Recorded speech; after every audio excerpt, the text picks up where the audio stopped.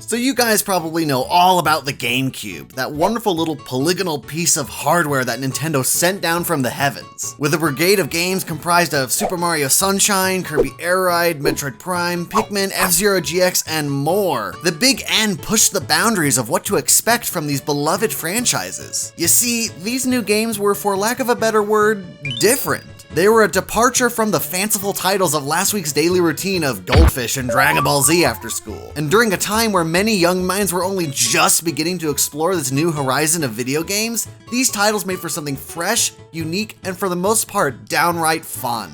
And the game that led the charge into uncharted territory was, well, Luigi's Mansion. As a launch title for the GameCube, Luigi's Mansion had a heavy burden resting atop its shadowy shoulders. Not only were we not getting a game with Mario as the main character, which, you know, inevitably pissed some people off, but it wasn't a platformer? I mean, come on, what kind of joke is that? Well, turns out it was no joke, and Nintendo did an amazing job of giving the game not only its own style, but showing off the capabilities of its new system. Luigi's Mansion is a game rich in its detail. You think I don't know where you are? Ha! And for the amount of time that was spent bringing the mansion and these wraiths to life, it really shows in how atmospheric the game is. Oh great, I'm being surrounded by murderous bedsheets. Just when you think you've seen it all, a ghost baby takes you on an acid trip, you visit a freezer room so iced over a Goron would hate it, and go to the observatory where, after you look through a telescope, you blow up the moon to get Mario's star back. What? Look, don't ask questions. The mansion only appeared a few days ago, and King Boo orchestrated the whole thing despite seemingly being locked up before you got there. Just pretend you're Bill Murray, it'll be great. So what do I mean by detail? Well, let's first examine the mansion itself and see what we can find.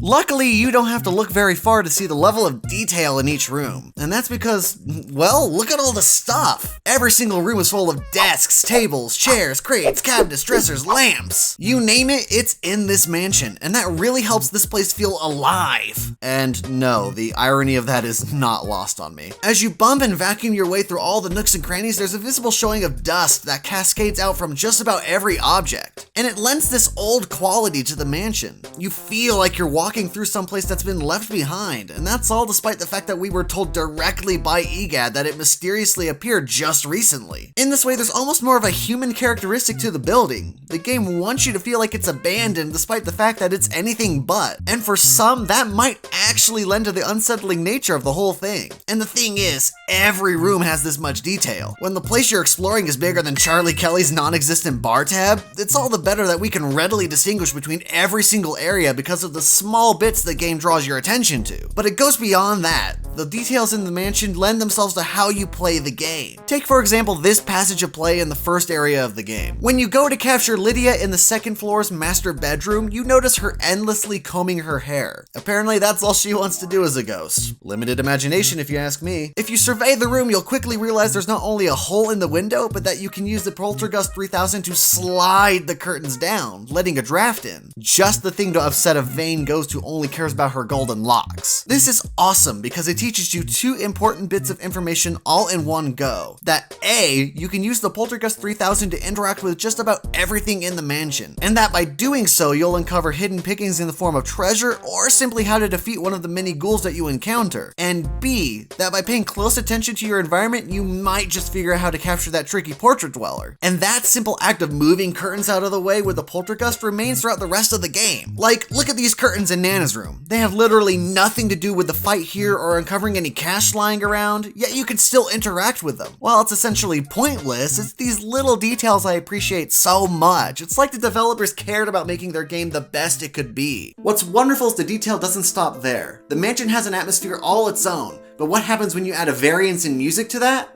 Well, you take that shit to the next level.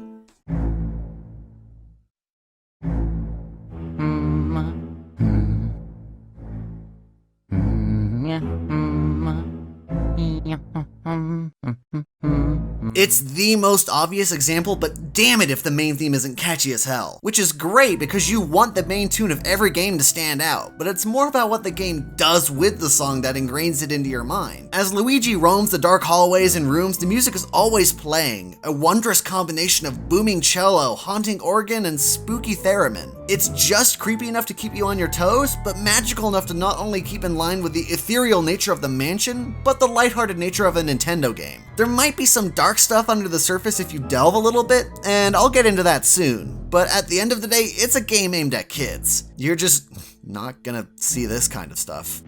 While you're probably aware of this, here's the first thing that stands out to me.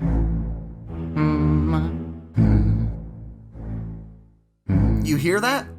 Yep, Luigi is humming along with the theme. Not only that, but you can hear the fright in his voice. He's just trying to save his brother without being brutally murdered by all the wraiths popping out of the carpet. Or ceiling, I suppose. Point being, that's a small touch that really helps the player empathize with Luigi. Sure, he's just as afraid as he'd be anywhere else, but he's tackling it in the best way he knows how. Hell, I like to imagine that humming this tune is a means of catharsis for Luigi as he deals with all the, bad things jumping out at him. More power to you, Luigi. You keep on trucking, bro. The final touch is when the areas you conquer become lit, creating this contrast between them and the haunted sections. The relative ease created from this change brings out Luigi's playful nature as he whistles the same tune in a jovial manner. Again, it's obvious, but these differences really help to separate where you've come from, the tests you've already passed, and the challenges you have yet to face. And all the while we can hear how the change in stress level affects Luigi. In fact, as his health drops, his voice eventually becomes more strident, with his calls for Mario particularly strained. Mario! It's also well done and immerses you even more into the game. But what else is there that could bump the atmosphere up yet again? 2 words.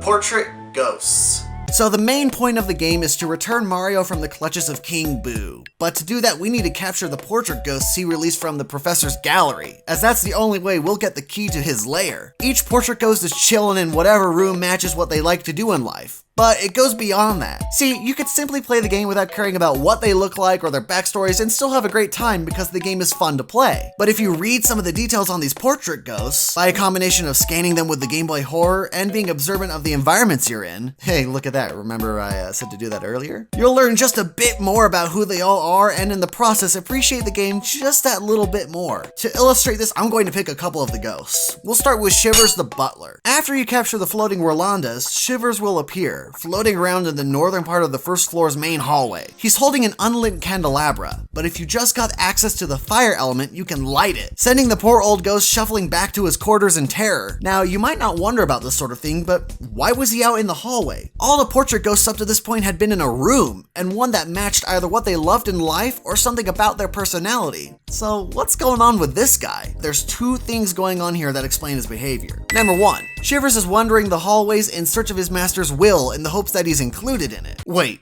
what? Well, that's a sad story if I've ever heard one. And number 2, Shivers is in love with a much younger Melody Pianissima, who's playing music in the conservatory, which just so happens to be in the room he walks outside in the hallway. Not only that, but she doesn't return his love. Like, holy shit, are we serious? So he's without his master, whose will he wants to find to perhaps validate his existence, and he's fallen in love with a much younger ghost who doesn't share his affection? Sorry, I gotta dramatize this a bit.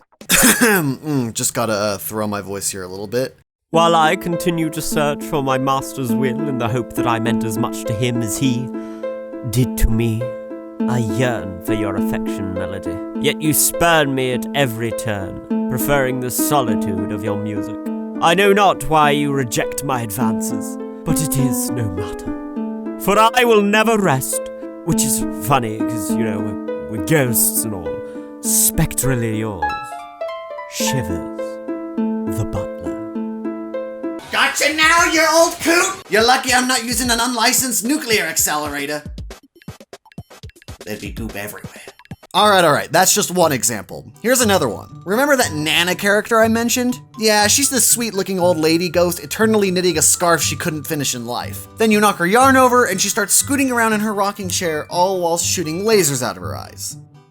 Just wanted to, let that sink in. Thing is, if you search around the room and you're paying attention to these details, you can read her diary, in which she details how she used to mess with Miss Petunia, another portrait ghost. In her diary, she explains how she played a prank on Miss Petunia by filling her bathtub with ice. This bit of info not only gives us a little background on both of these ghosts, but there's actually a clever hint here telling you how to defeat Miss Petunia. If you're at this point in the game, you just earned the ice element a couple of rooms ago. By reading the journal, you discover she isn't a big fan of ice, and boom, you slide the curtains back and hit her with ice while she's showering, exposing her heart and opening the way to victory. Oh, and don't mind Luigi peeping on her like that. I'm sorry, man, but it's come to my attention you don't like Frosties. Now, I'm just gonna have to ask you a couple questions, and don't worry, cause you know, I'm a scientist.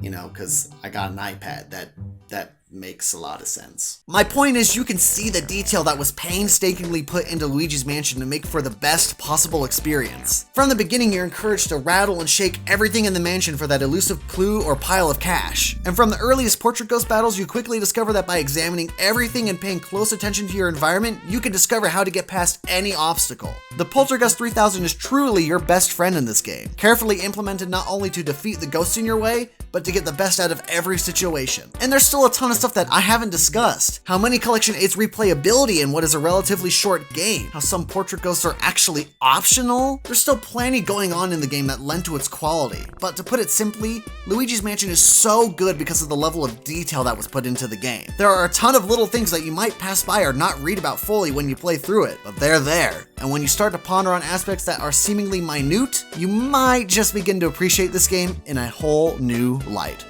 Thanks for watching.